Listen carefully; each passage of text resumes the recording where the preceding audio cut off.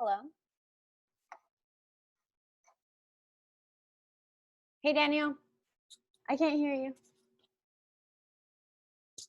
Oh, it says you're connecting audio. I'm sorry.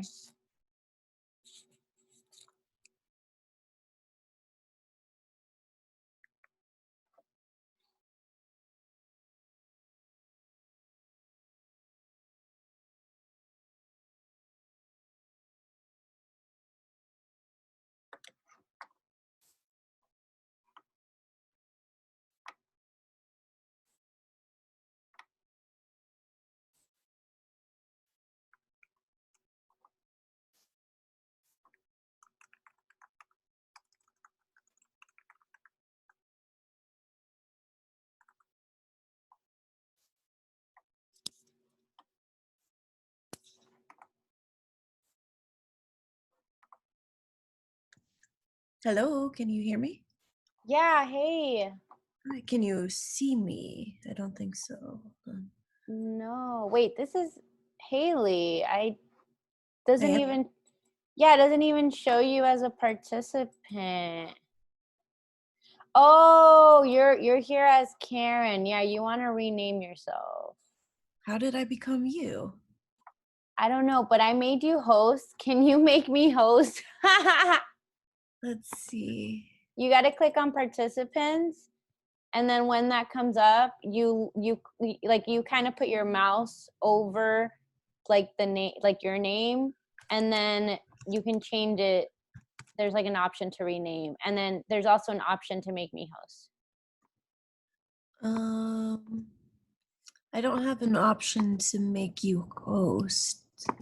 I have mute or more, and when I click on more, I have rename. Let's see.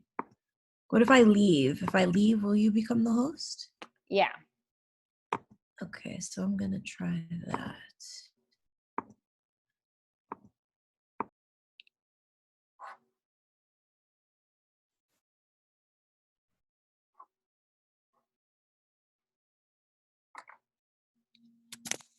Hey, Gomer.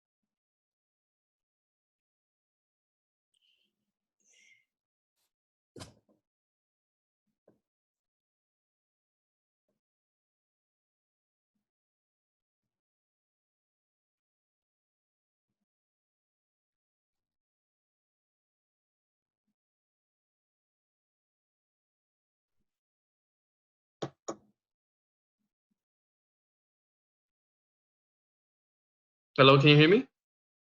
Yeah? Yeah, cool.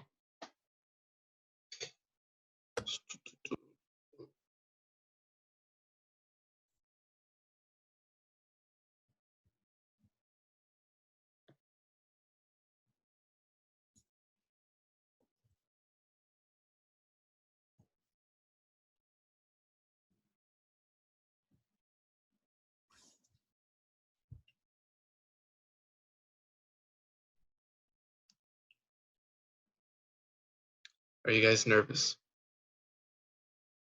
No. Cool. This will be fun. I think so. How are you doing? Good, good. It's nice weather outside. It's all cloudy, and so I'm just looking out my window. The clouds just passed where I was, so maybe they went down towards you. Where are you located? Lake Worth, Palm Beach County. Oh yeah, we definitely have a different system up here. But cool. Yeah. Haley, where are you from? I live in DeLand, The land. Cool. Volusia County. Very cool, very cool. Hey, sorry everyone. Okay, so I think this is hilarious. I think I sent out the link that was on my personal Facebook invite. So everyone logged in as Karen, which I think is hilarious. Am I Karen? Yeah, because I sent you my link. Oh, that makes sense. Okay, 1 second. I'll change the hair. You're totally fine. I wonder if that's a link I sent out to like the people who confirmed. Well, they also received a confirmation when they signed up. So it just depends which link they choose to join.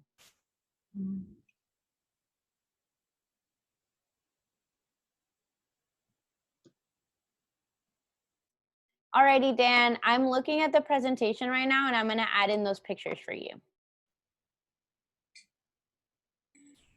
I think you're muted. Did you get my my slides? Are they on that one? Yeah, your pictures aren't though, so I was just gonna add, like No. put them in. That's fine.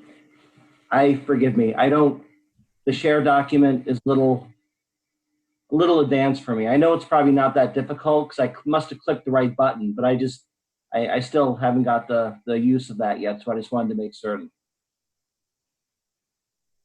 I'm looking on my sheet right now. No worries at all.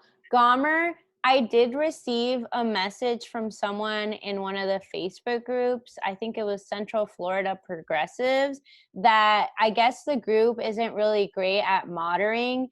And there are a couple like kind of like right-wing people. And so they were just like, hey, be careful. I don't want, just to make sure like no one is like Zoom, whatever, joining or whatever, just keep an eye. So if anyone does like join the call that you notice is like just sharing weird video or trying to like, unmute themselves, you're more than welcome to just kick them off. Cool. Yeah, and if anyone is speaking and that happens, just make sure to be like, oh, I'm sorry about that. We'll keep going. Gotcha. I didn't realize that I was muted, but will do. Thanks for the heads up. You're welcome.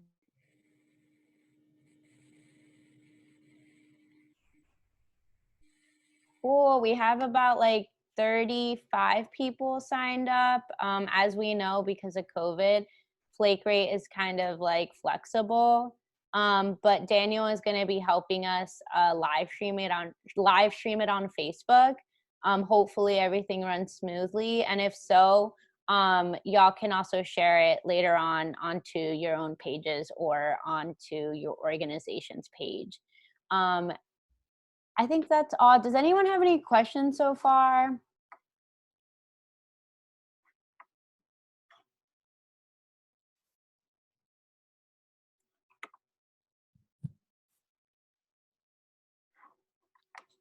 Okay, we have a Karen here. Is that Mark or Paola? Okay, Mark, hey, can you just rename yourself? I sent everybody the link with like my personal link.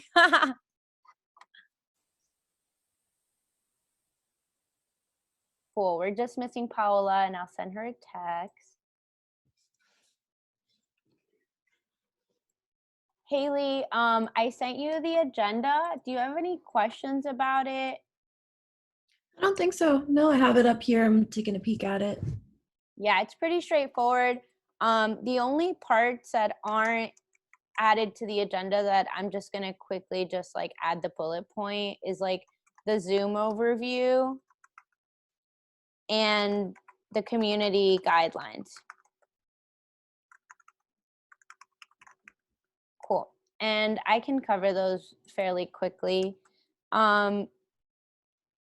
So did you want to talk about Organized Florida just for a second. It doesn't have to be extensive. I could, or if Rhonda is interested in talking about Organized Florida, that would be good as well, because I don't technically work for the organization, so she might represent it a little bit better than I do. Very valid. Here, she's logging on right now, Mhm. and I can make sure.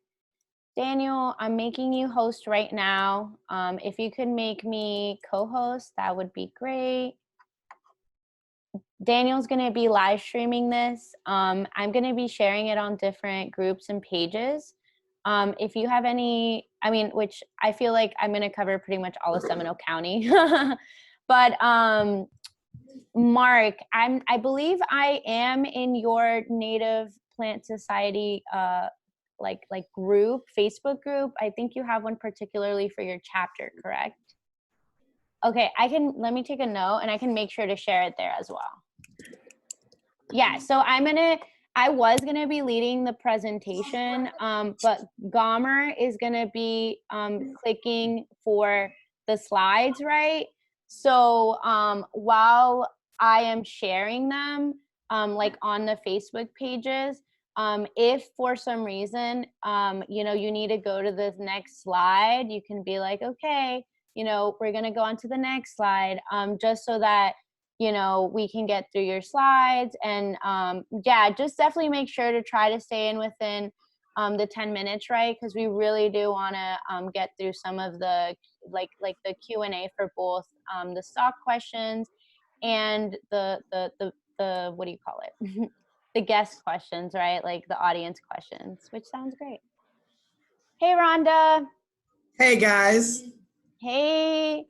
So we were just talking about like, because we're just gonna briefly mention Flick Votes and Organized Florida.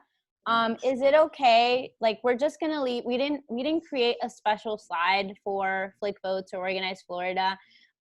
We're just gonna, when we have the intro slide up and we're starting, I'm gonna just welcome everybody to the presentation, right?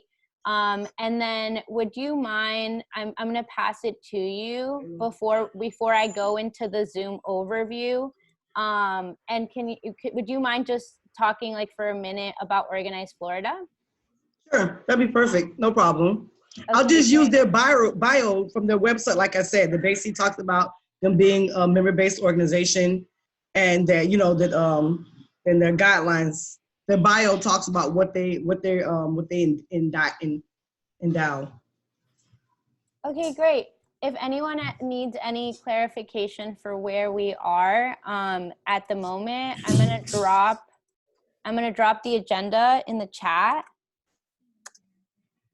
and that's open to everybody, I believe. Let me just make sure. Yeah, anybody can jump on that and just look at it. Okay. And how are we doing introductions? Are they being done in the chat? Yeah, they're all being done in the chat, and Rhonda is gonna actually read some of the highlights. Cool. Alrighty, I think we have everybody here that is like on like the presenting side. There's another Karen in the waiting room. No. It's not, I don't think it's anybody who is like a part of the presentation, right? Because I think everybody, yeah, everybody who's everybody for the presentation is here. Cool. So I'm just going to send them a message and be like, hey, we'll get started at 6. Perfect. Karen, can you make me co-host, please? Correct. Yes, I'm going to do that.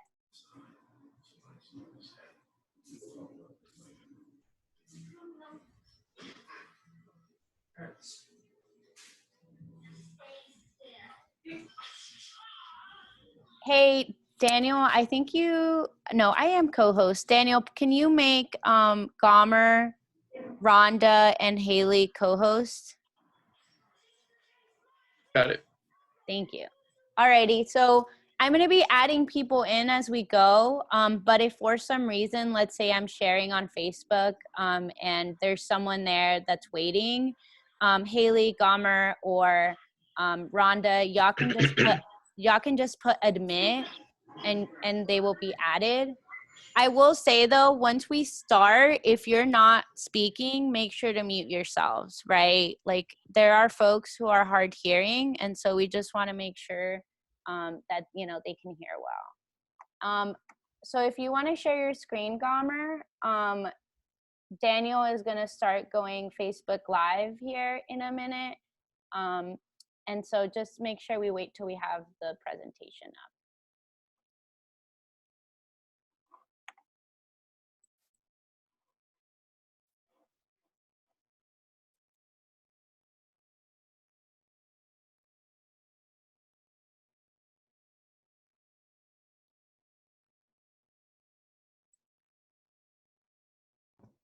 I have a feeling we're going to have a lot of Karens on this chat.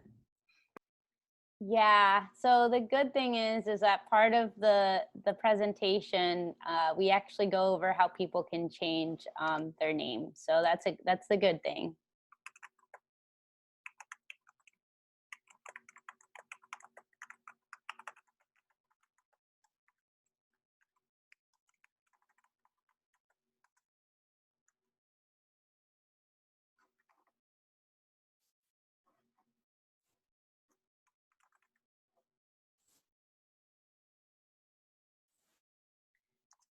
Alrighty, we are about to go Facebook Live, so just stay put. We will start at 6:02, 6:03, just to give people time, but just sit put as we start. And just a reminder of the first couple slides, I'm going to do the introduction. It's very brief. Then I'm just going to say something about Flake votes. And then Rhonda's going to talk very briefly about Organized Florida. Then I'm going to cover the agenda, all of the Zoom.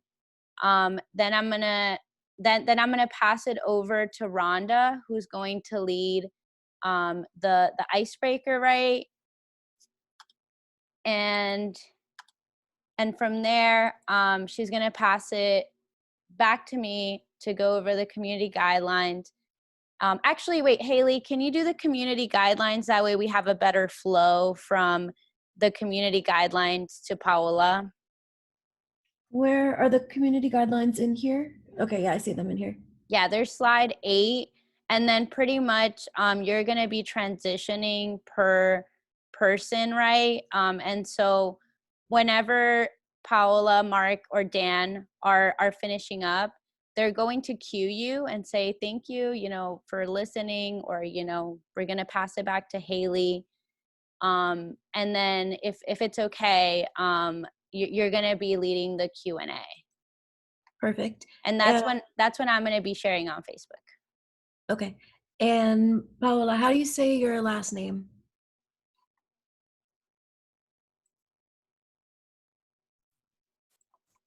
Mezquita. Amezquita. That's good.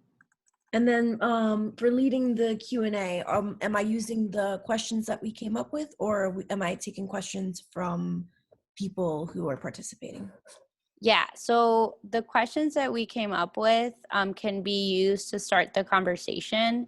I will say, since a lot of folks, and we just went live, keep that in mind, just really quickly, just prioritize the questions from the audience once they start coming in. Perfect. Awesome.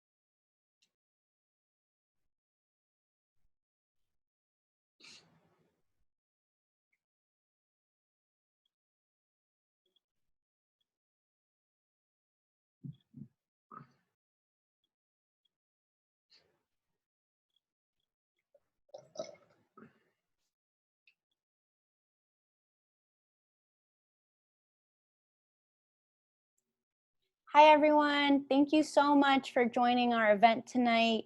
My name is Karen. I am an organizer with Flick Votes. Flick Votes essentially is leading the way here in the state of Florida to make sure that our communities are represented in the state of Florida.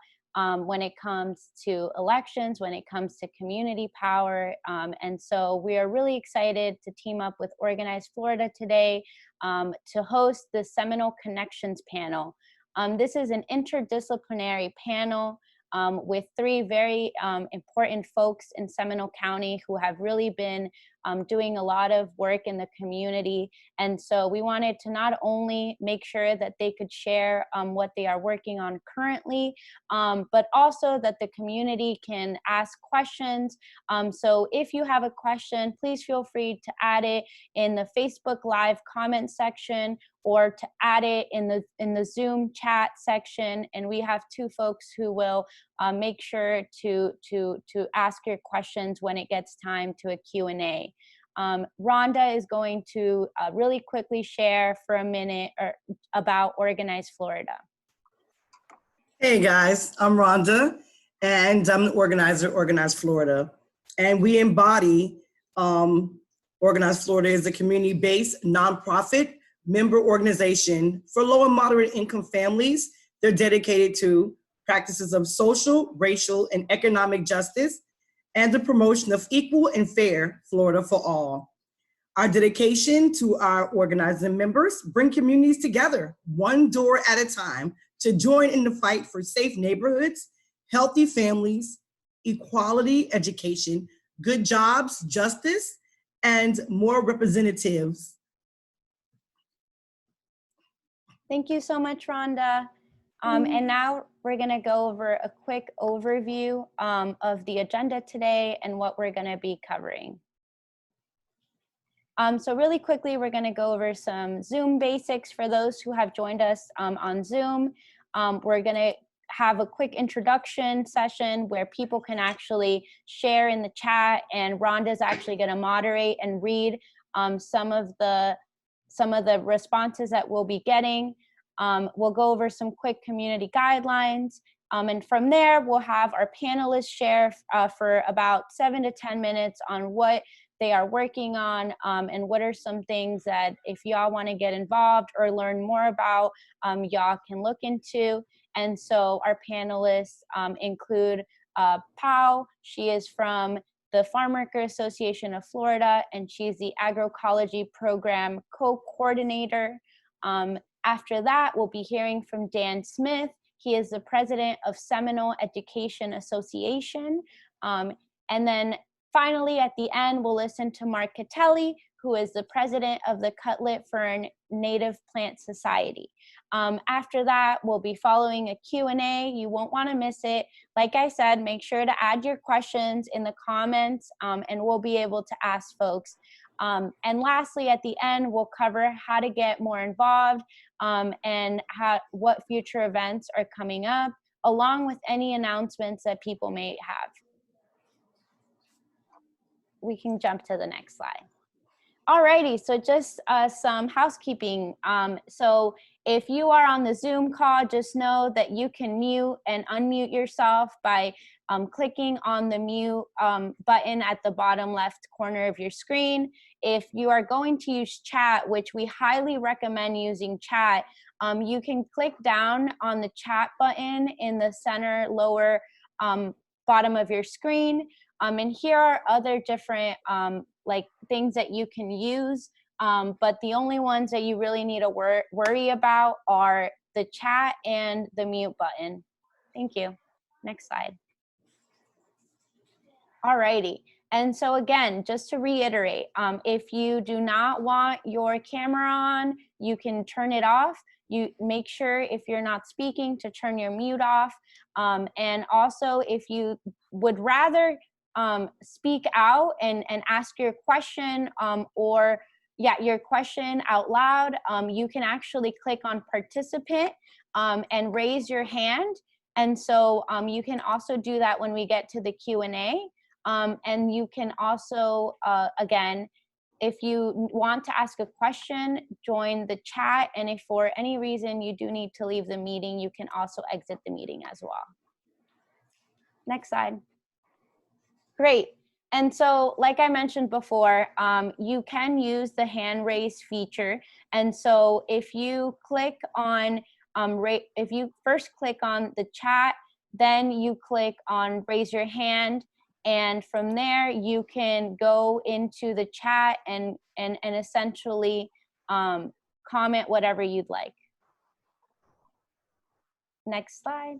Alrighty, and if you logged in and if you are not under the name that you like to go by, or if you'd like to update your pronouns, please feel free to click on participants and then click over your name and then click on more, and you will find how to rename yourself. And we highly recommend it. We want to make sure we know who you are. Next slide. Great. So from here, Rhonda is actually going to lead the icebreaker. Really quickly, my name's Karen. My pronouns are she, her, ella. And my favorite self-care tool is actually yoga. And so I'm going to pass it over to Rhonda to lead our icebreaker. Hey guys, introductions and icebreakers. So if you would like to use the chat box, now's your time to, or rename yourself. So give them your name, your pronouns, and the question is, what has been your best self-help care tool to de-stress from everything that's going on, right?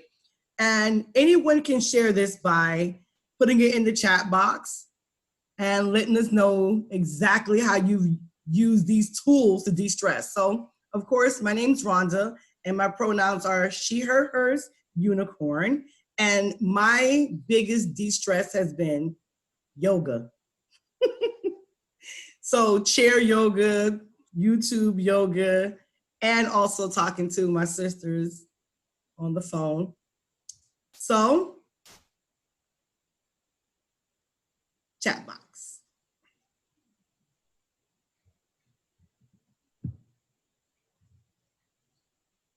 Okay, so Haley shares her pronouns, she, hers, and she says rollerblading has been her savior. That's awesome, Haley. Very bold. Karen, she, Ella, yoga has been helping. Cool. And Mark also is he, el, and his upbeat music is great to de-stress. Awesome. Dan is he, him, and 10 minutes alone with my thoughts, and I'm better. I like that. I like that. I like that. Sometimes you have to be one with yourself. I totally agree. Does anybody else want to introduce themselves and give their pronouns and their de-stress tools?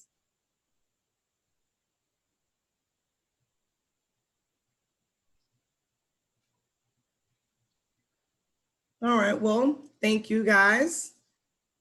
And it's never too late to add your comments to the chat. Thank you. Awesome. So now I'm going to go over the community guidelines, and I haven't introduced myself. I'm Haley. I'm working with the Disaster Resilience Initiative under Organized Florida. My pronouns are she, hers, and yeah, I'm going to go over these community guidelines. The first is to create a culture where people feel supported and included. The second is to allow us a space that allow us to create a space that doesn't further threaten or marginalize or harm any of us. The next community guideline is that this should be replicated. It's a good tool for any times that you're meeting with groups of people. So take what you're learning here and bring these to your other meetings that you're participating in or hosting. And try on. I'm not too familiar with what try on means, so maybe Karen, you can chime in and fill in on that one. Yeah, it kind of just means like be open-minded to it. If, for example, you're just not familiar with some of the concepts here, you know, don't kind of like, you know, be like, oh, that's something that, you know, just like it doesn't matter, whatever. Just kind of be open-minded to thinking about it more. You know, you never know what you might be interested in or what you may not know, right? Awesome, thank you. I'm going to try on this try on guideline. The next is, it's okay to disagree, but it's not okay to blame, shame, or attack anybody. Make space, take space. and honor confidentiality. So those are the community guidelines. Does anybody have any questions? Or if not, we'll move on to the panelists.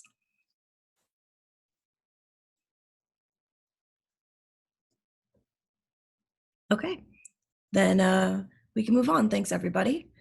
So first, we're going to hear from Paola Amezquita. She's from the Farm Worker Association of Florida. And Paola, the floor is all yours. Thank you.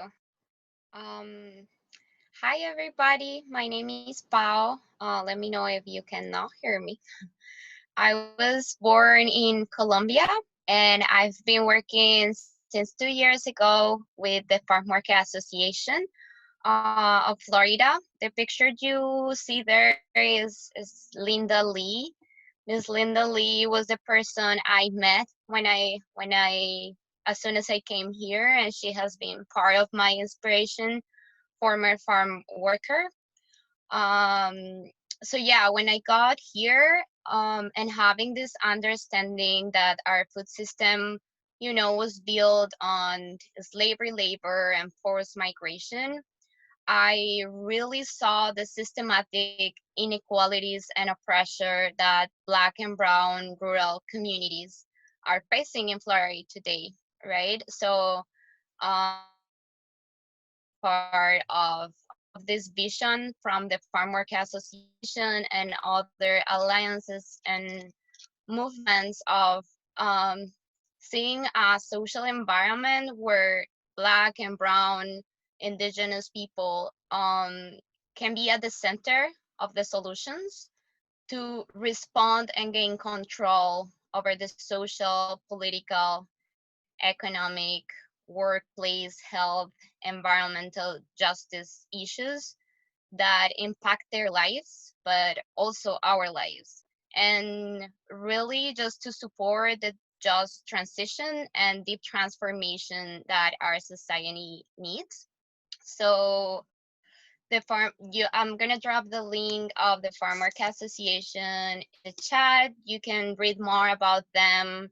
We have national and international alliances.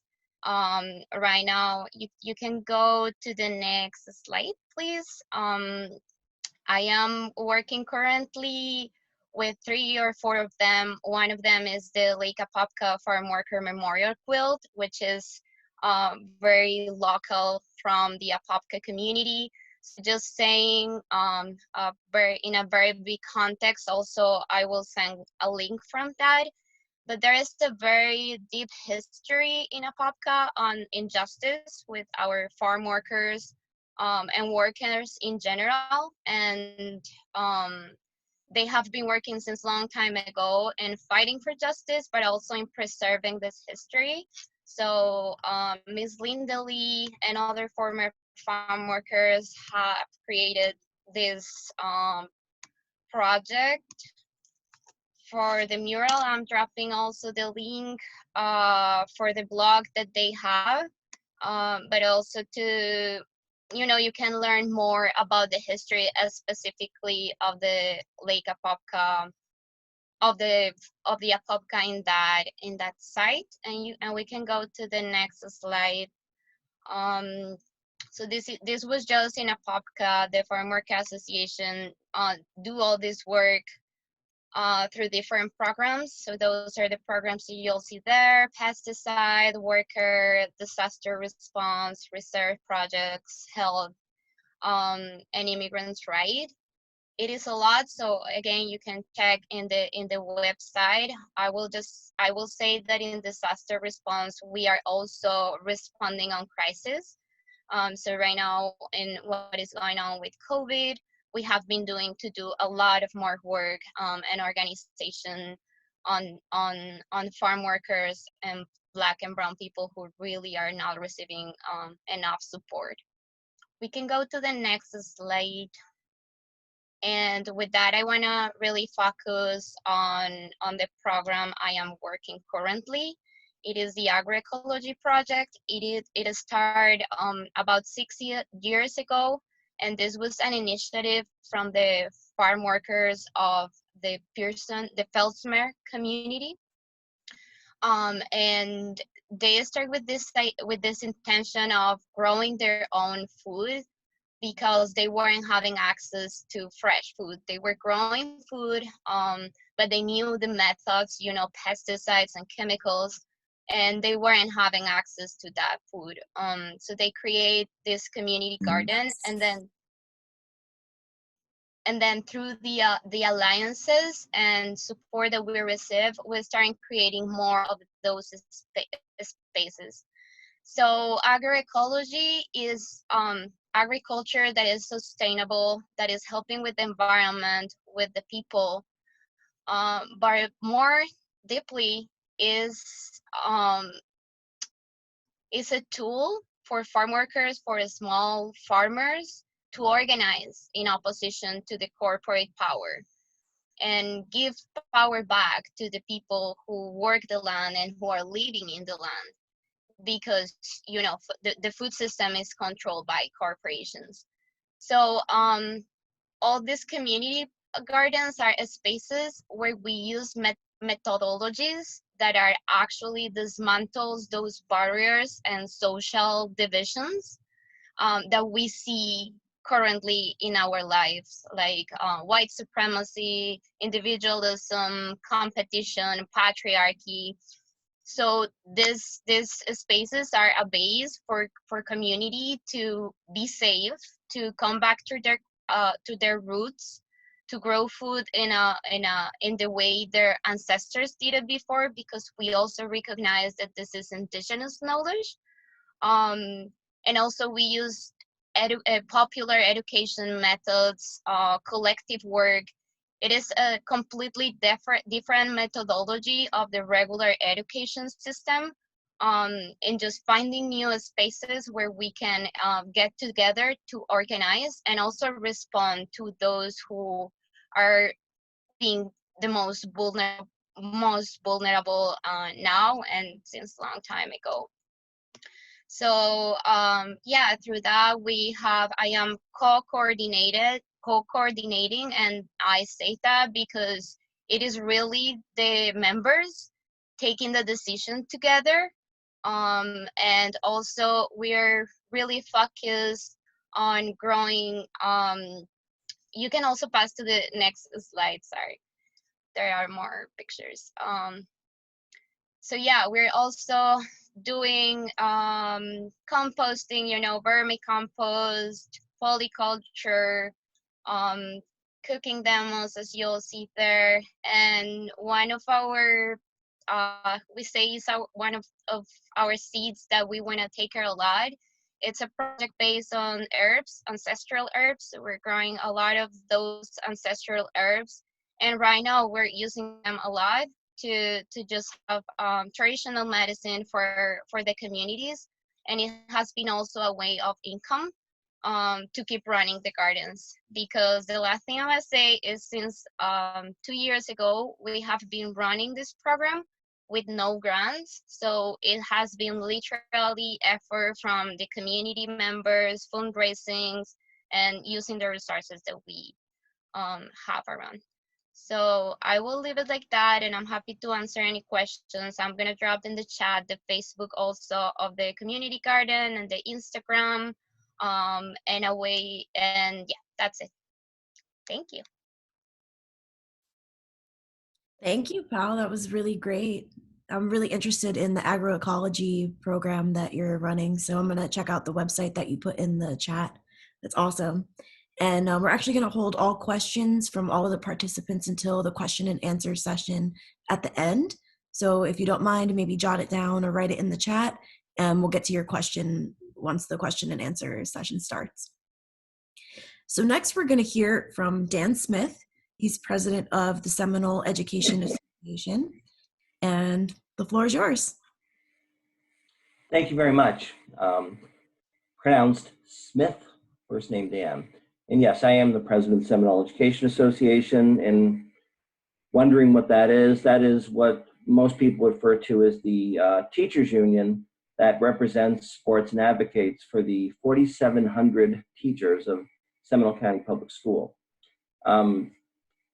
My bio is not really very interesting. It's right up there on the screen. It's nothing or another. But I would make mention, since I'm in the presence of a lot of young people, as somebody who has in my scope of my life, run for numerous things and lost and lost and lost. The 2019 election, which I would have been running for president of the association, was the first one that I won. I'm only bringing that up because I can tell you that a couple of years ago, if you ever watch Sunday morning TV, used to be a news show called Crossfire. And now, forgive me, I'm going back before some of you were born. 1985, there was believe it or not, a music censorship that was on there, and there was a musician named Frank Zappa who said, "What advice can you give for young people who want to make change?" And he said, number one is to register to vote, and number two is to run for something. And running sounded a little far-fetched, but we have a lot of young people in Seminole County for the constitutional offices that are running. Some of them, they may not have much of a chance, but they've chosen to stand up and run. It's very important just for that purpose, right? So, sorry, my next slide, I will tell you that Seminole County Public Schools, in case you were wondering, has 67,000 students approximately, and I told you about 4,700 teachers. If you're trying to figure out class size, don't try to do the math right now, because only about 4,000 of the 4,700 are actually what you think of as what we call classroom teachers. We represent additionally everybody that's considered a teacher-based employee, which could be nurses, school social workers, etc. Okay. One of the reasons that I am speaking tonight and was asked in is because going towards the middle of July, a lot of people are very curious and very afraid about what happens when schools open. This is a situation that is a little scary, but it doesn't have to be scary, okay? The public school system has what we call a community obligation and a public trust. It's one of those things that you don't even really think about because you just send your kids to school or you go there yourself. You don't really think about it until something disrupts it. I take it for granted every time I turn on the water faucet that water is going to come out and it's going to taste okay and I'm not going to get PERSIN. But when it does happen, it becomes problematic. Now, I think you guys are aware that the school districts were faced with an order from the governor's office that they must open, and the order said by August 31st, depending on where you live. In Seminole, it would mean the students will start coming in on August 17th. Now, what they didn't do and recommend for the schools was how to come up with a plan that's going to be safe. So parents think it's safe, so the employees think it's safe, and so the children think it's safe. Children are pretty resilient, I think you know that. So the guidelines were based on what the CDC was asking for social distancing and masks and other PPE. Now, those of you who have ever gone to public school, I think you know that they were built for social interaction. They were not built for social distancing. And that's nobody's fault. You have to go back over 100 years before we had the last pandemic. And, there were about 1.4 million people living in the United States. Now there's close to 7.5 million people. So things are very different. So what do? How do you get 67,000 students into this safely? And unfortunately, the answer is there is no way to do it. It can't be done. So at this point in time, we don't know how many students are going to be returning for a host of reasons. But unfortunately, at this point, I can tell you the schools at this moment are not going to be safe to return to, according to the CDC guidelines. Next slide. So at this moment, if you're in Seminole, I'm just going to speak for Seminole alone, you probably have received some emails from the superintendent's office or Seminole County Public Schools in general that are going to ask you to choose what type of schooling, if it were, that you're going to want to do. And you're going to be sending them back or homeschooling, whatever it may be. We have an obligation to provide children with all services, and that could be anything from healthcare to feeding to those students who are learning disabled, who have certain services, whether it be speech therapy or anything else, then we can certainly do that, but just not easily and safely inside of a school, all right? Next slide. So the 4 choices that you're looking at, by the way, and I'm hoping that you got this information, are traditional face-to-face, which simply means what everybody thinks of the school. You go in, you sit in a classroom, whatever it may be, okay? There is something called virtual, which is Seminole County Virtual School, and just explanation purposes only, the reason I'm bringing this up is because it's a little confusing when we go to the next one, which is distance learning. Seminole County Virtual is before, think about 2-3 years ago, or before we had this pandemic, what would be considered online teaching. And that's what virtual, Seminole County Virtual is.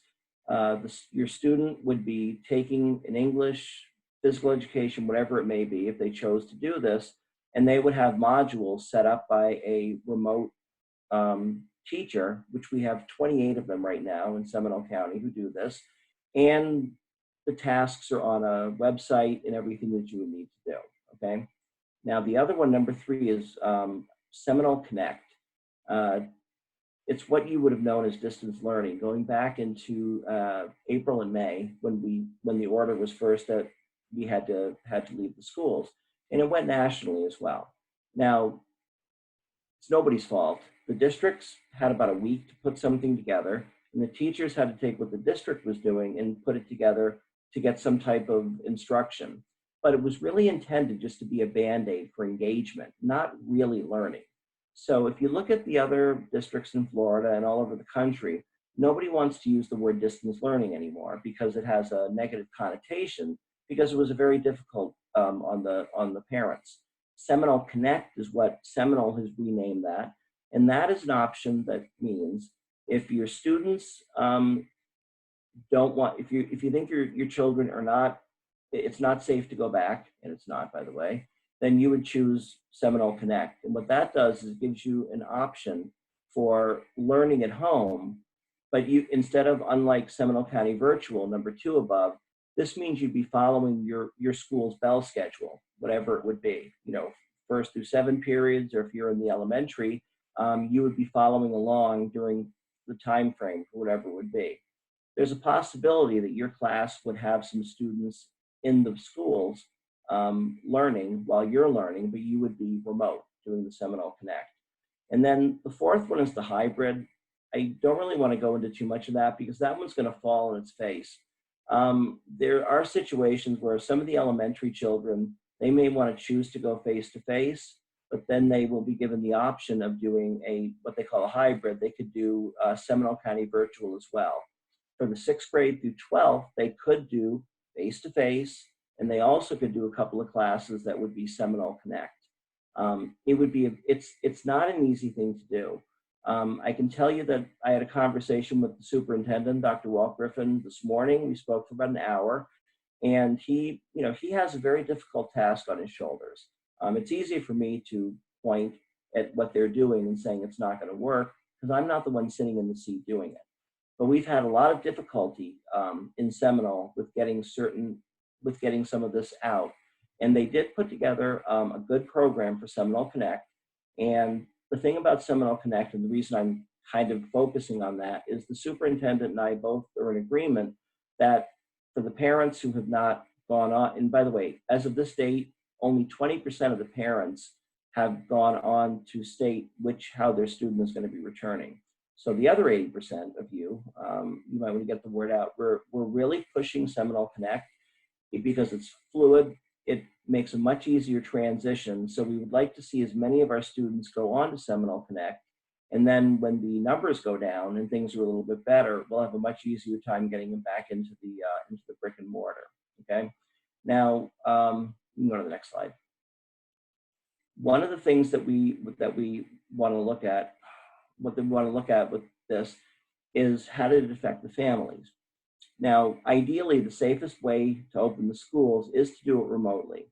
But as I said earlier, the school system has an obligation to the public and the community. And there are many, many parents that their children just aren't good candidates for any type of distance learning, whether we call it Seminole Connect or whatever it may be.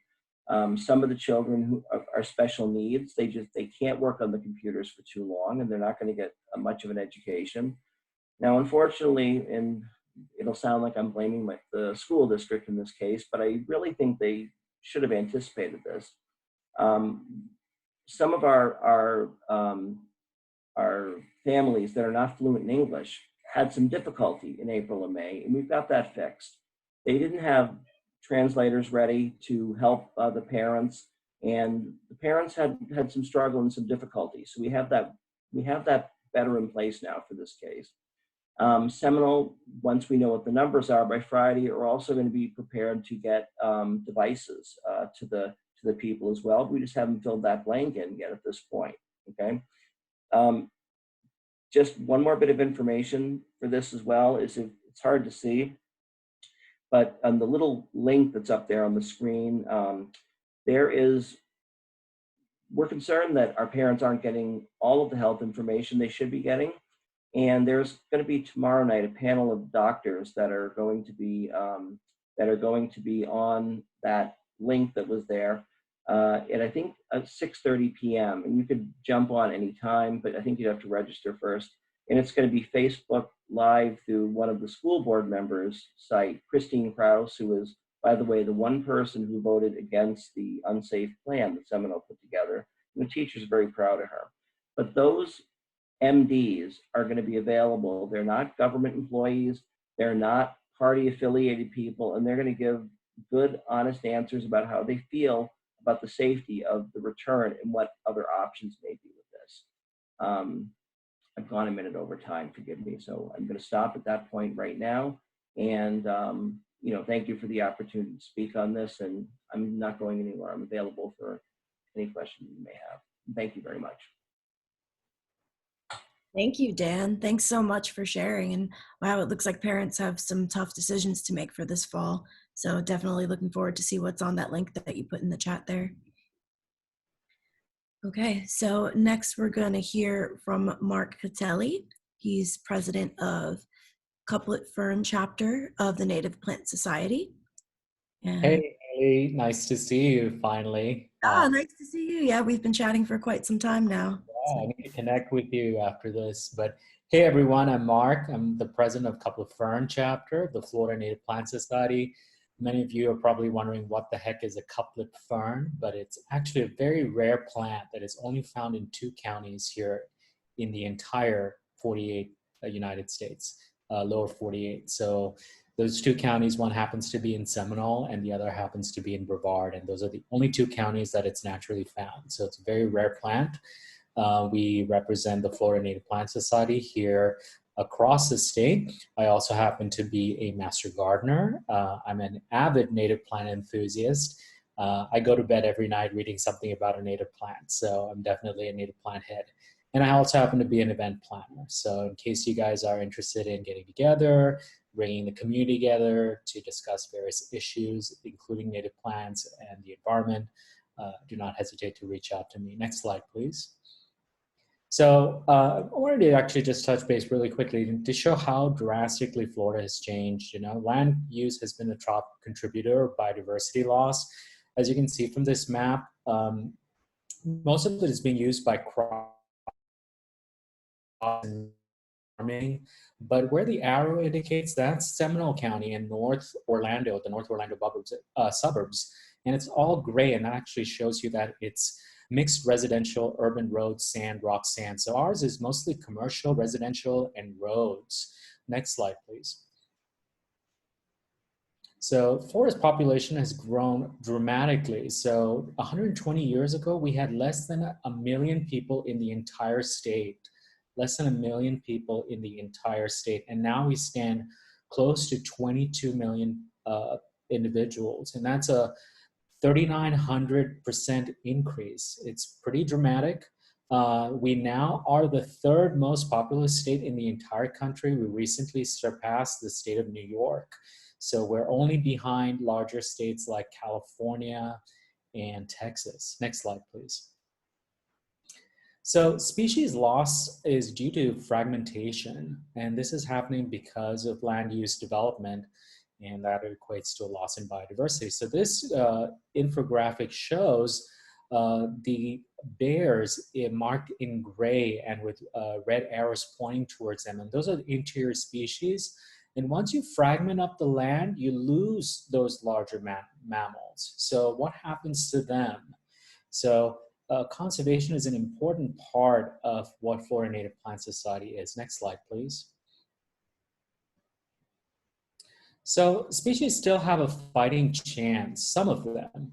So when land use is used properly, we actually see, you know, there being connective parts to it, where wild areas are connected to other wild areas, and there happens to be a ribbon of wild areas. And you can have a variety of plants that are still present there, native plants that help with native animals as well. And as you can see from the graph, you can get bugs, birds, and smaller mammals. However, keep in mind that you don't see larger mammals like bears in this graph, because bears need a large you know, untouched area, conservation lands to really thrive. So this is no substitution for conservation land policy. This infographic really shows where land sharing is in place. So we really want to try to attain the top figure up there. The bottom figure is where the land is not being shared at all, and you're really decreasing and probably eliminating a lot of your native animal species over time. Next slide, please. So is this native Florida to you? So many people see this huge wall of green, you know, when they're traveling down highways and roads, and they think, oh, that's what native Florida is. Thank God I have a well-manicured lawn, and, you know, I like the crepe myrtles, and I like the manicured, you know, landscape setup, because everything else is just a jungle. And quite frankly, that's not the case. So what you're looking at right here is skunk vine, which is an exotic invasive plant that has pretty much swallowed the entire patch of land. It happens to be also a federal noxious plant, so it is unlawful for it to be transplanted, moved around, and propagated. So there are plants that are exotic invasives that are so bad that it is unlawful to move them around. So what you're looking at is not native Florida. Next slide, please. This is also not native Florida. So again, you're seeing what we have, air potato vine. So it has pretty much swallowed up this area as well. Thankfully, we have an air potato beetle, as some of you know, that is slowly munching away at this noxious weed and trying to reinstate the land to what it was. So this is not native Florida. Next slide, please. So invasive exotic plants cost the environment and us lots of tax dollars. So the best way is, just as people want to stay healthy, the environment also wants to do the same. And just like us that wants to take in preventive measures, eating right, diet, exercise, it's always easiest to prevent the introduction of native plants into ecosystems, non-native plants, I'm sorry. So, but after a while, the situation changes up to the point that there are serious costs just to manage an invasive exotic plant. These group of plants cost tens of millions of dollars just to control them. So at some point after a certain amount of time, eradication is not possible. And you're just spending millions upon millions of dollars just to control and manage an invasive plant. And you cannot let that invasive plant just run amok. Think about water hyacinth.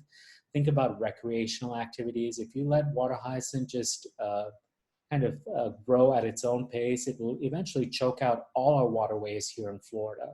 It's an extremely adept, non-native exotic plant that also happens to be on the federal noxious weed list. So next slide, please. So this is native Florida. So here we have our rain lilies blanketing a beautiful managed parcel of land. Next slide, please. This is native Florida. So this is taken in Osceola County, and this shows Osceola's plume. Happens to be part of the lily family. So this is native Florida. Next slide, please. This is native Florida, and this is right before fall. The man is actually holding what we call a blazing star. Matter of fact, the land in front of him is just going to be bursting in different colors once fall hits. So there is a fall in Florida, especially when you look at native plants. Next slide, please. So Florida native plants provide shelter and food to native wildlife. As many of us know, they complement each other's needs, meaning you'll see a native plant community. You won't see the same plant over and over and over again. Typically, that's the case with exotic invasive plants. They just take over, and you just see an entire colony of them, and they've pushed out everything near to their existence. So native plants complement each other's needs. That's what we call a native plant community. They attract wildlife, which happens to be part of the Master Gardener program. It's one of their principles. And then when properly sited, these can survive without fertilization, irrigation, or cold protection. So no amount of fertilizer is needed when you site the plant correctly. Irrigation, you can slowly taper it off to eliminate it. And cold protection. So when we have a cold snap, our native plants are adapted to it. So they help restore regional landscapes. And I really like the quote from Lady Bird Johnson, which was, she was an avid gardener and one of our forerunners in the native plant message. And she said, wherever I go in America, I like it when the land speaks its own language in its own regional accent. Next slide, please.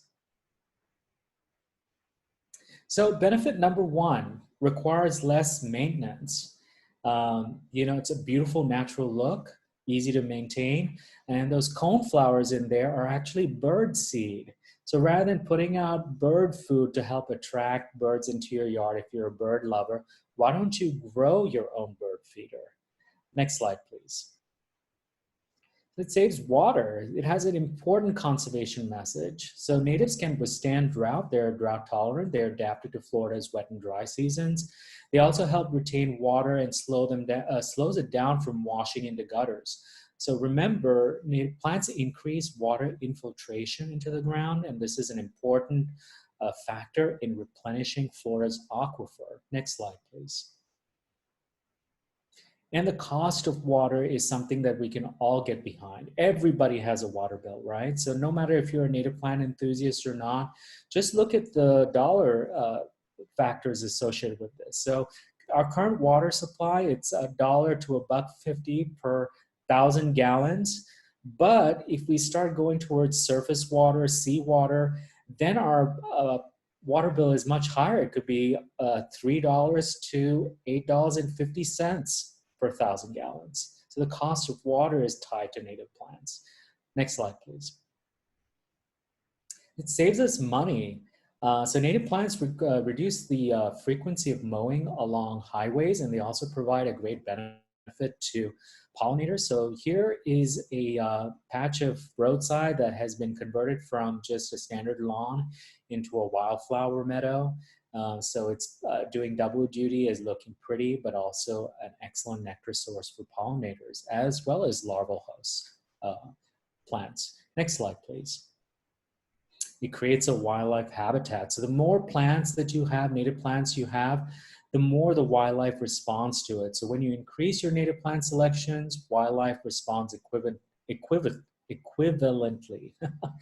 When you reduce your lawn and implement rain gardens, flower beds, trees, and shrubs of various height, this greatly increases niches for different species to use. Right? Our native plants have co-evolved with our native soil, which in turn have specialized with our native ecosystems. And it provides natural character. So make a statement with it. Try something new. Next slide, please. Yeah, so you can do something as simple as replace your lawn turf with a native plant, and this is frog fruit here, and it's attracting a butterfly. It could be as simple as that. Next slide, please. So discover and get involved. So choose native plants that are local to your area. Go to fnps.org. You can always Google us at Cuplet Fern, and our email address is cupletfern@gmail.com. Thank you. Awesome. Thank you so much, Mark. That was a great presentation. And now we'll take any questions that you may have. So if you had any questions that maybe you jotted down or just kind of stored in the back of your mind throughout the whole presentation, go ahead and just either speak up, announce who the question's for, or go ahead and write it in the chat, and we'll hope to get those answered. And I have one question here to start with, so let's see. So this question's actually for Mark. Mark, how has COVID-19 changed your work in the community? Well, when it happened, there was no option for us. How was our outreach going to look like? Everything had canceled. All our educational tents, plant sale events, special classes, we couldn't meet in person anymore. So we had to scramble, and we were looking outwards for options, but there were no options out there. So we decided to go ahead and do it ourselves. So I think the shutdown happened March 14th, and by April 1st, we was already doing our live online programs. So we do them across Facebook, Instagram, and now Zoom, stuff like that. So it's mostly online now. Okay. Yeah, and I think a lot of people can relate to having to switch to that virtual platform in place of their traditional out there and in the community like activities. Okay, so there is a question in the chat here, and I believe this is for Mark as well. Is there a nursery that you recommend for native plants? Yeah, if you are in Seminole, unfortunately, the closest native plant nursery is in Lake County. It's called Green Isle Gardens. You can just Google them, Green Isle Gardens, and you'll get all the information you need. It's an all-native nursery. They're very helpful, excellent resource to get you started. Awesome, great. And I don't know how to tell if there are questions coming in from Facebook. So if those could be redirected to the chat, that would be amazing. Let's see, the next question I have here, this one is for Pal. This is, what do you feel has been your greatest accomplishment so far?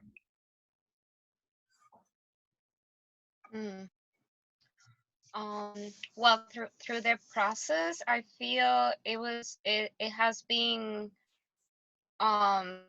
challenging to have a multicultural, multi-ethnic group in the garden, which is the idea.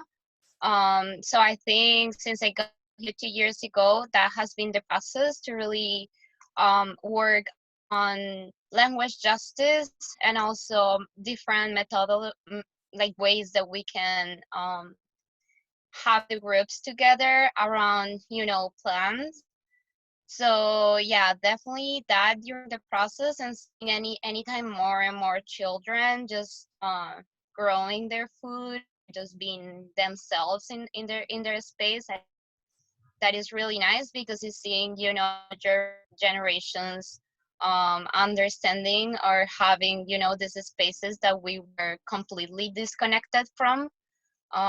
So yeah, I will say that. And every Sunday we do some harvest, and the herbs of fresh food that they take to their homes and to their families. I think that means a lot to me, and also for myself to be able to eat fresh food.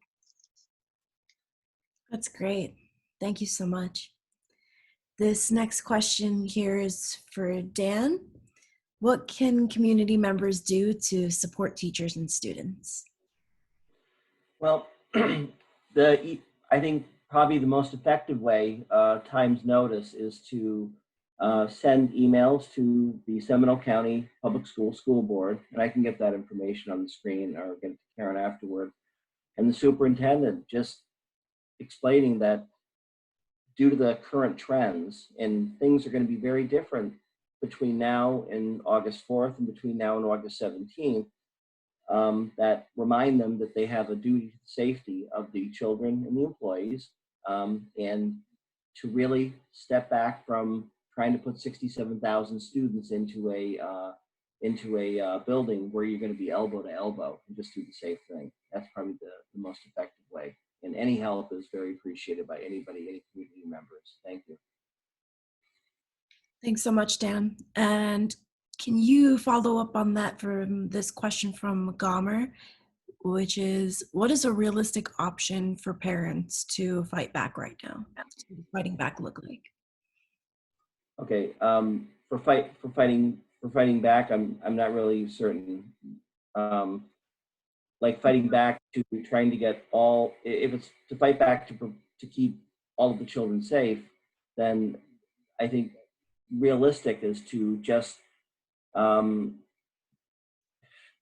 it's kind of hard. This is, forgive me, I'm going back to June 10th now, and the recommendation at that moment that came from me as president and representing the teachers was to target our students who really just are not online learners as an option, or in situations where we have parents who it's not a matter of they just want their kid to go back to get off their back. I'm not talking about those. I'm talking about some of our parents. They're single. They're single parenting. They're working 2 jobs, and if they don't send their child back, they could lose their job and they could lose their health care benefits. So certainly, going back to when I said the school system has sympathy and we have an obligation to them, we wanted to find those parents alone and get those kids back into the school and everybody else go remotely. So if now in this short time frame, it's going to be very difficult for the district to identify who these people are. But most of them are in elementary, really, or something like that. But I think that we should try to just find out how many of our kids absolutely have to go back, and the rest of them, we will get them access to all materials and whatever is needed and let them start remotely. And it's funny, when I was looking, I forget what slide it was exactly, but on one of Mark's slides, he was showing a graph where with the, I guess the non-native plants, where you have a chance of getting rid of them, but then what winds up happening, you hit the point of no return.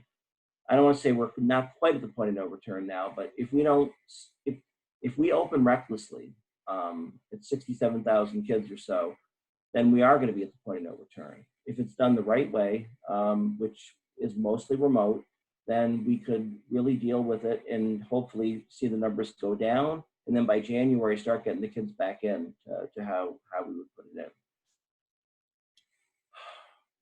I think I lost track of that. I'm sorry about that, but I think there was an answer in there somewhere. I think you might have touched base, and Gomer, if you did not, if you didn't clarify exactly what you meant by fighting back, if you can write in the chat, that would be awesome. But thank you so much.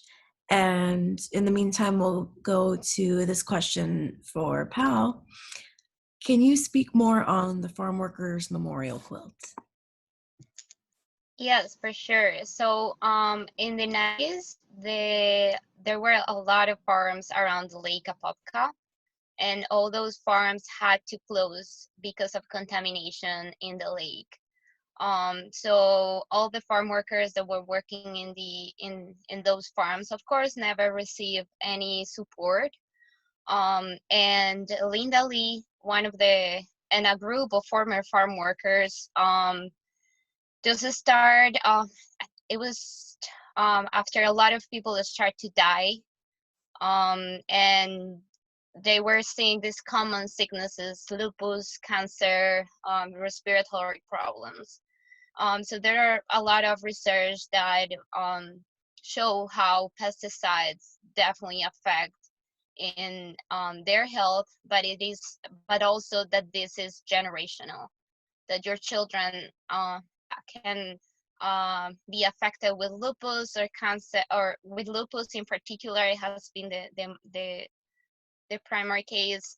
So they start to do a quilt and every square is one of the former farm workers that have died because of these issues, or that have died until during these times.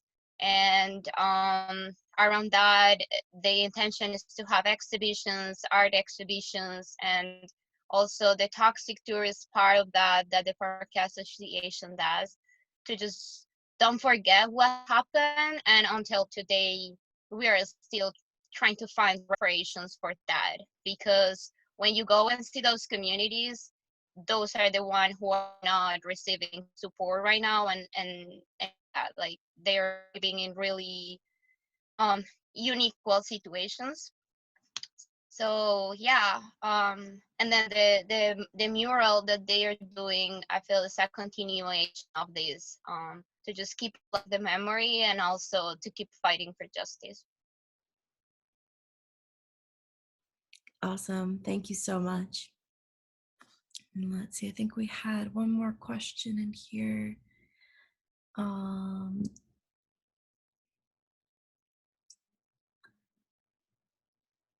Did we have another question? Just bear with me here a moment. I'm scrolling through the chat. Yeah.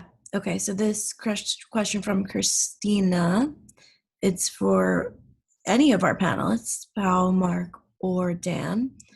What advice would you have for someone starting their own multi-crop garden? And why is it so important for us to bring local botany and hands-on agricultural work into our public school systems? So I'll just open that to any of the panelists that want to touch on it.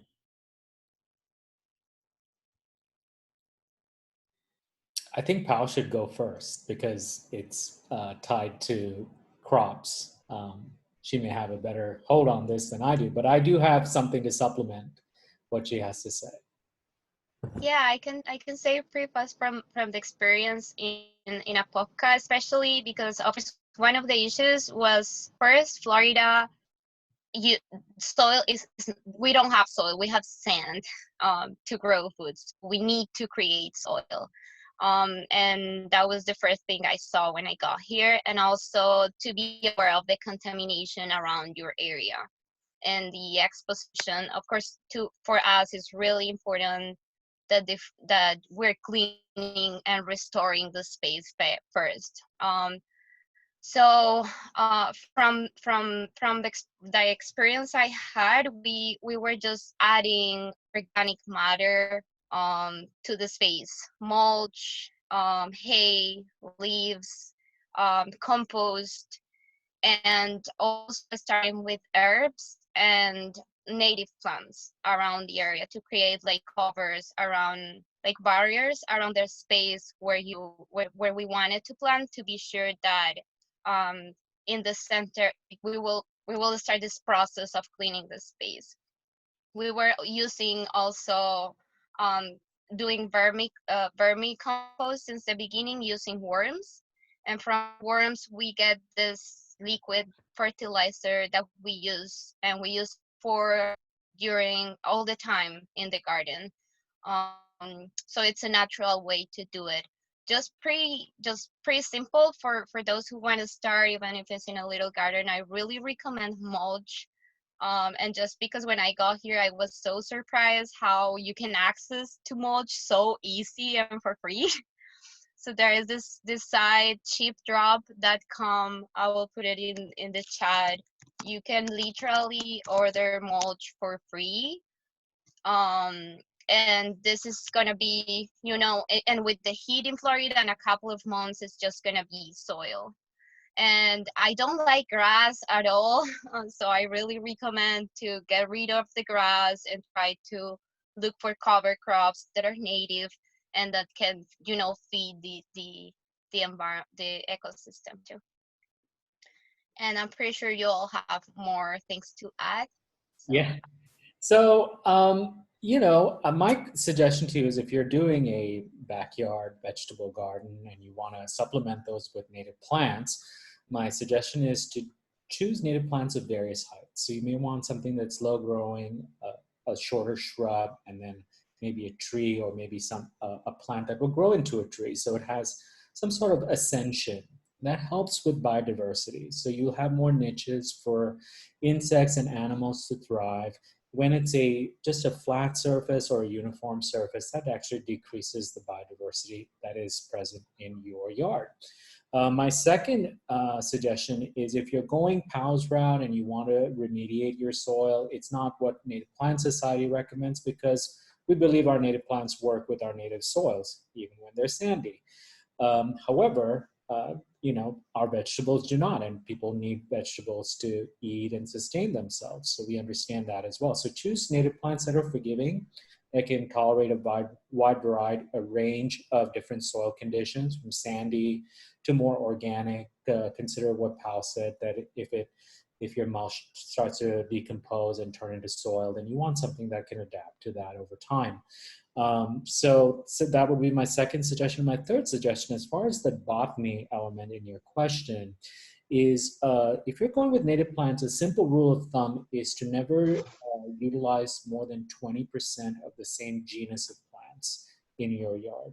So always try to diversify the portfolio of your native plants in your yard. We here at Cuplet Fern always recommend showcasing and spotlighting native plants unique to Central Florida. There are well over 1,000 native plants just in Seminole County species. And Florida is so diverse that if you try to grow Miami native plants, they won't grow here in Central and North Florida.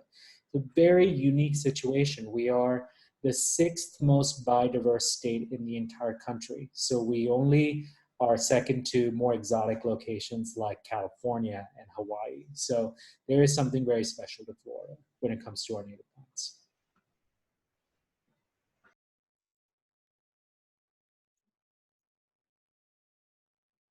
Awesome. Thank you. Thank you so much for all of that information. It's wonderful. I guess And just the last thing to know, just let it pass. Never do not plant monocrops, you know, like just one thing of the same.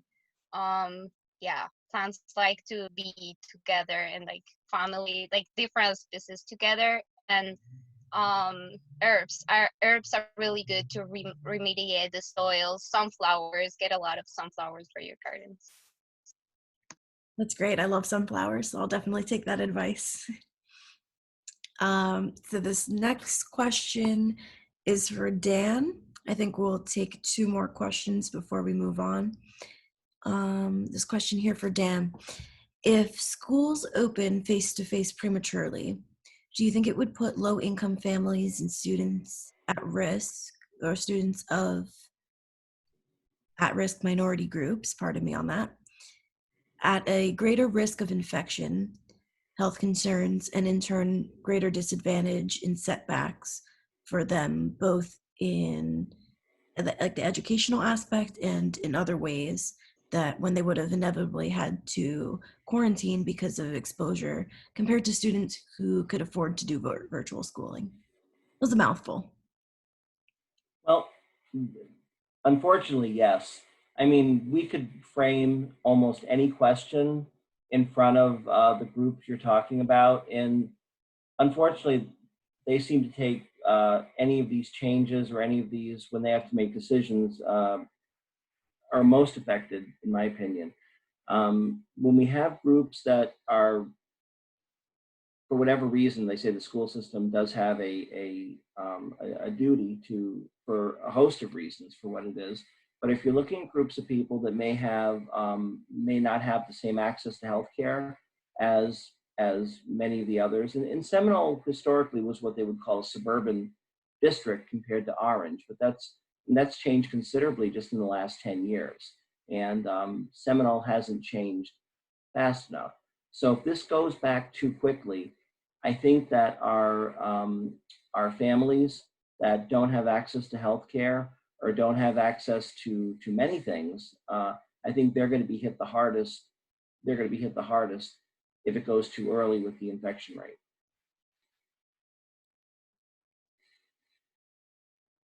I agree with that. Thank you. Thanks for answering that. I appreciate that. Certainly. So this question's actually from Dan. Just moved and his front yard has little grass. And the question, I believe, is for Mark. Instead of trying to grow grass, what kind of plants would be good for a front yard? So if you're trying to maintain the lawn look and you're just trying to replace your turf, there's a set of plants that we can recommend that are turf replacers, but it still kind of looks like a lawn, versus flower beds. If you want to keep it simple and you have a very small area, And I always recommend just a smattering of wildflowers, maybe a couple shrubs, and a tree. And it can be something as easy as a sable palm or a cabbage palm. They are self-cleaning, they are hurricane resistant, and they tolerate a wide variety of soils. So if you're looking for something very low maintenance, definitely go with a cabbage palm. If you're going with lawn replacement plants that kind of look like the lawn, my favorite is frog fruit. And it is it's an excellent pollinator plant, good for bees, good for butterflies, little skippers. It also serves as a larval host for some of our moths. And there are others also out there. You can try wild strawberry as well. And then there's also sunshine mimosa. So in case you like a pop of color, definitely go with sunshine mimosa. Awesome. That's great. And so the last question I'm going to open up to all of the panelists, if you can give us like just a minute or two answer. What are things that we can do to stay involved in Seminole County around the work that you do? And what would you like to have people here who are participating keep in mind when they leave this chat? Like, what is the one takeaway? So we can start with Pal, if that's okay. Yes. Well, I will definitely say that I appreciate these spaces where you can really get a specific information. There is a lot of information and misinformation around. So just be really sure to get information, like real information, or yeah, be sure about that information. Keep educating yourself. I feel we're in a time where we're seeing that the system that they put for us is not working in many different ways: food, education, health, etc. So I just feel we are transforming all that in a collective way, but at the same time we're transforming ourselves, and I like to say that word, decolonizing ourselves. So I invite everybody to do that, to, you know, in the way you want to say it, because yeah, decolonizing, healing, or just transforming yourself, but also community around you, your family. Don't forget about your roots, where you come from, and check on your privilege all the time. There are people right now with no access of water, you know, basic things. So remember to check on your privilege. I do believe in those words: equality, justice. So think about those words anytime while you're doing your work. And I will leave it like that. Awesome. Thank you. Thanks so much for sharing that. And I guess I'll go down my screen. Dan, would you like to go next? Just a takeaway from what you did today for everybody, and how we can stay involved in the work that you're doing. Well, certainly use your voice, use your speech in when things are safer under conditions. Be willing and ready to show up to things. Like I said, show up to a school board meeting, show up to a county commissioner's office. You know, the presidency and the governor, they get all the good press as far as things go, but the real decisions are made at the local level. The real governing is going to come from your Seminole County commissioners, your Seminole County School Board. So when you get an opportunity and it's safe to do again, show up to those meetings and let your voice be heard. It's very, very important. I've always believed that decisions are made by those who show up, you know, and you want to show up and you want to get there. There has been a lot of rallying and done safely, regardless of what the president's saying, that I've seen. What's going on? You know, we share the space, whatever you want to call it, the planet or whatever it is, and just be aware that, you know, you're not the only ones there. And this group seems to be much more well-versed in that than I do. And think about your actions and anything you may say and how it's going to affect other people, and be willing to accept what people say, open up, and in regardless of how set you are in what you've always said or anything, just be willing and open to continue learning. I think it's very important. It's going to help all of us out one way or the other to do that. And thanks again. Thank you. Thanks so much for your presentation and for adding that. And Mark, if you don't mind. Thank you. It's been a pleasure. The panel also has been awesome. Thank you so much from the bottom of my heart. I learned a lot just by hearing you guys present individually.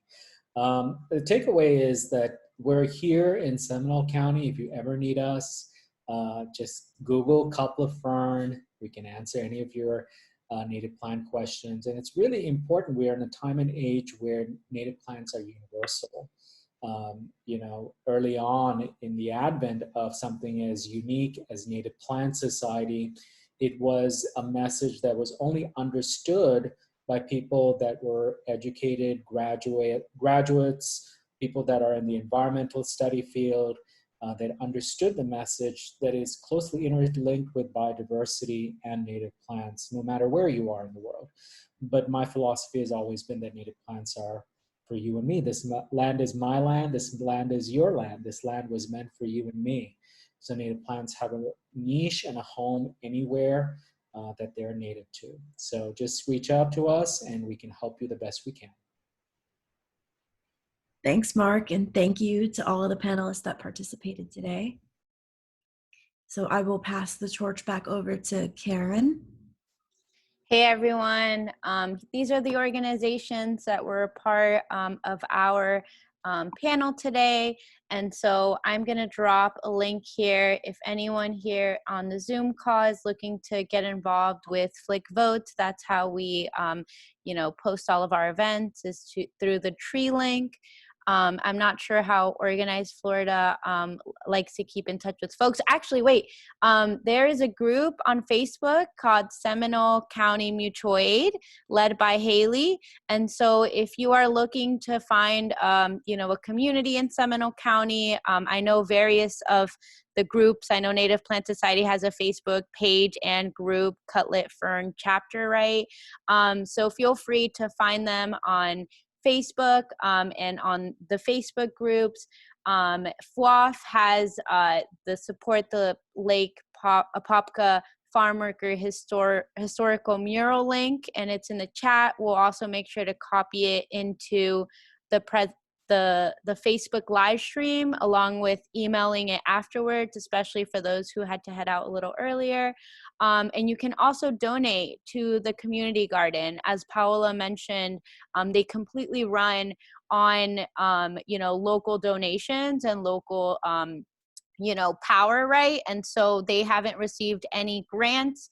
And so they're doing this all with what they have around. And so definitely make sure, if you have a couple bucks, you can definitely, you know, Cash App, $, Apopka Garden, and it would be greatly appreciated, and it's going to definitely be put to good use.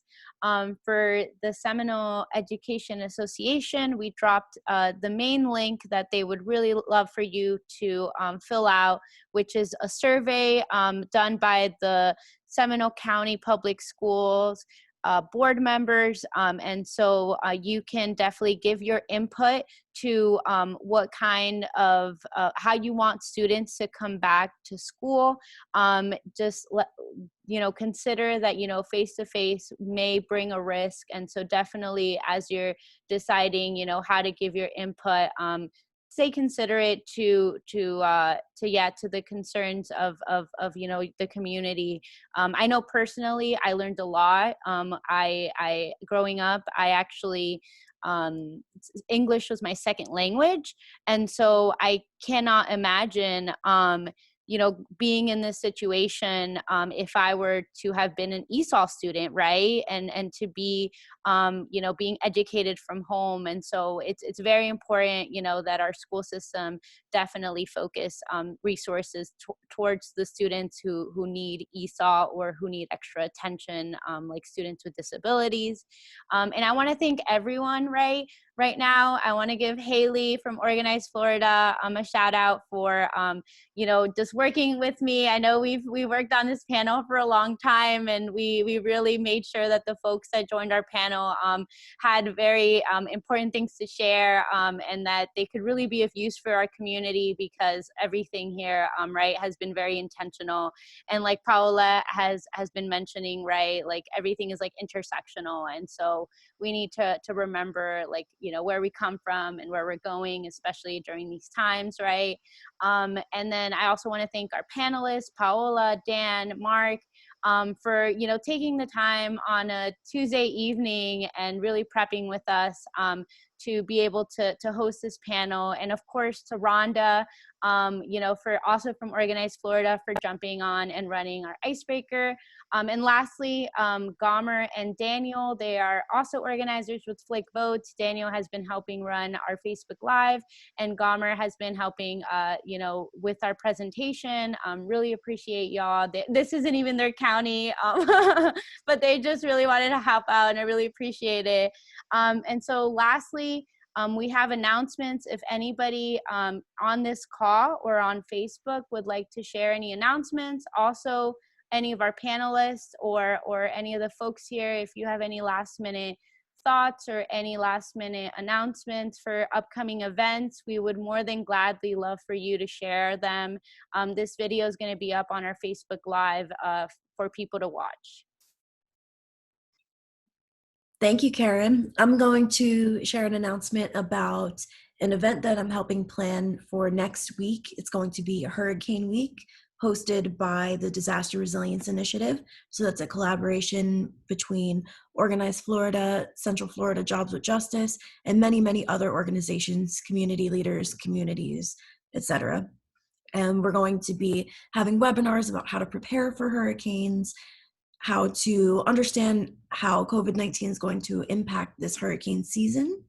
And then we're also going to hear from climate specialists. We're going to hear from the emergency managers from the main three Central Florida counties.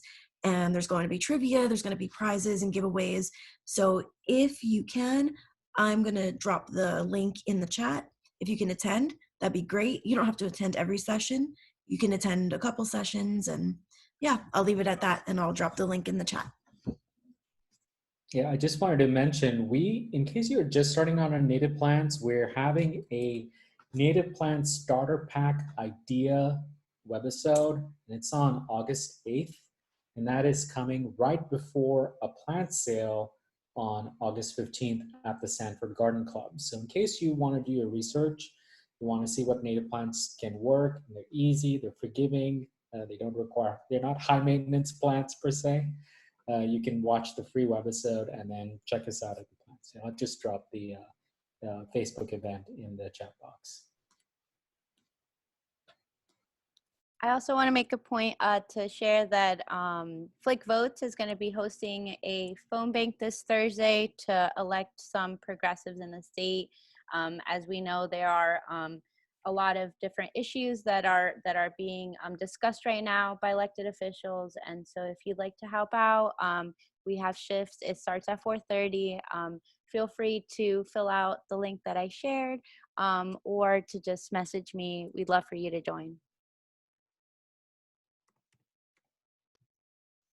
I will say we're having community work days every Saturday and Sunday. So if you're interested somehow in getting involved into the garden, in the garden program, you can always send an email to communitygarden@popcar@gmail.com. I put it in the chat. Yeah, thank you.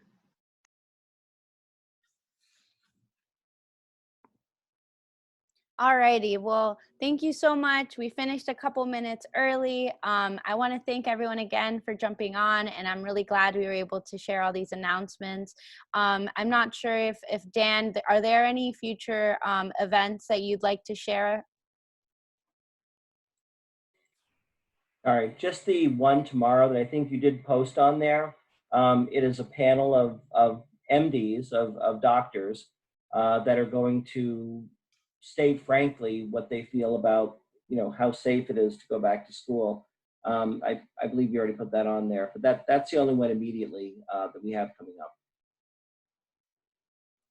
Thank you so much. And if you send me the link, I can make sure to send it in the follow-up email. It is a panel of